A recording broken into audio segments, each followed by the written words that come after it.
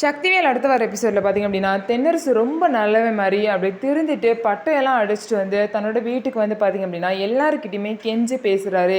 என்னை எல்லாரும் மன்னிச்சிருங்க, நான் செஞ்சதெல்லாம் தப்பு தான், என்னை ஏற்றுக்கோங்க அப்படின்னா சொல்லி ரொம்பவே கெஞ்சுறாரு. என்னை மன்னிச்சிருமா, நீயாவது என்னை புரிஞ்சுக்க மாட்டியா, என் கூட பேச மாட்டியா அப்படின்னு சொல்லிட்டு அவங்க அம்மா கிட்ட போய் பேசுகிறாங்க, பாட்டிக்கிட்ட பேசுகிறாங்க, தேன்கிட்ட பேசுகிறாங்க.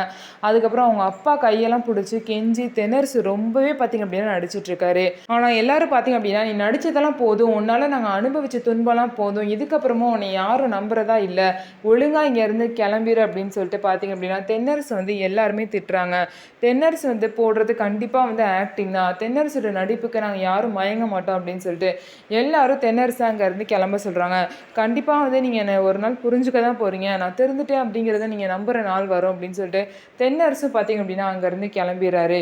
ஆனால் தென்னரசு எதுக்காக இந்த மாதிரிலாம் நடிச்சிட்ருக்காங்க அப்படின்னா எப்படியாவது வந்து அவங்க கூட சேர்ந்து சக்திக்கு ஏதாவது ஒரு பிரச்சனையை கொடுத்து அவளை கொலை பண்ணணும்.